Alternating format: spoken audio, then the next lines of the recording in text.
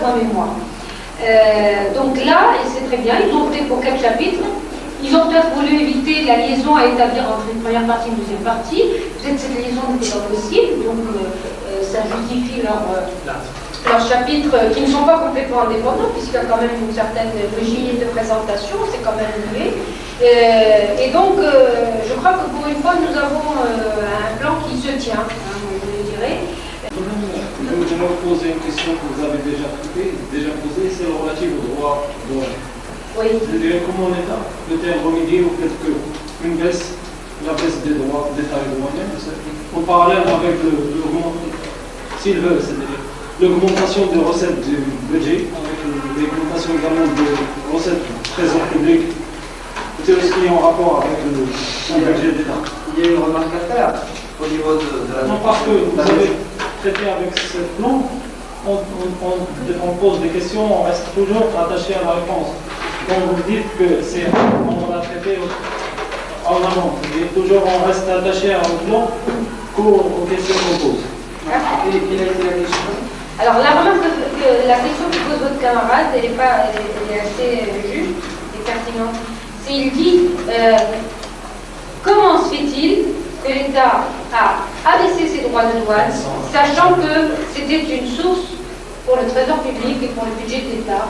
Comment est-ce qu'il va pallier cette insuffisance? Comment il va compenser ce manque à gagner? L'État marocain a été un peu malin en adoptant le pass, parce qu'il n'a pas fait seulement d'abaisser les taux de droits de douane, mais il a en contrepartie d'évaluer le dirham. Alors il a annulé l'effet de l'abaissement du taux de droits de douane par la dévaluation du dirham. Parce qu'en dévaluant le dirham, il a freiné les importations. Donc, l'abaissement des droits de douane, c'était une occasion pour les entrées des marchandises importées, mais en même temps, ils ont été freinés par la dévaluation.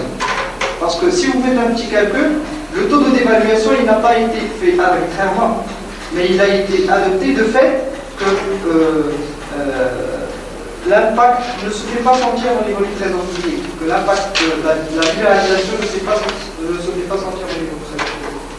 Mais comment ça se fait la dévaluation?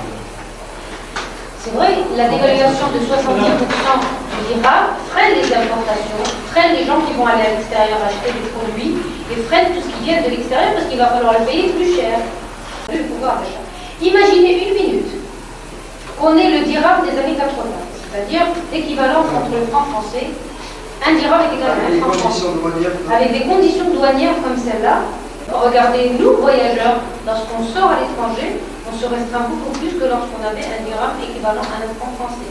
Alors imaginez l'importateur qui va essayer de faire avec la matière première qu'il a au Maroc, essayer de faire appel à des entrants qui nous coûtent un petit peu moins cher, il va essayer de jongler pour diminuer la part des intrants importés parce que le dirham qu'il a ne lui permet pas d'acheter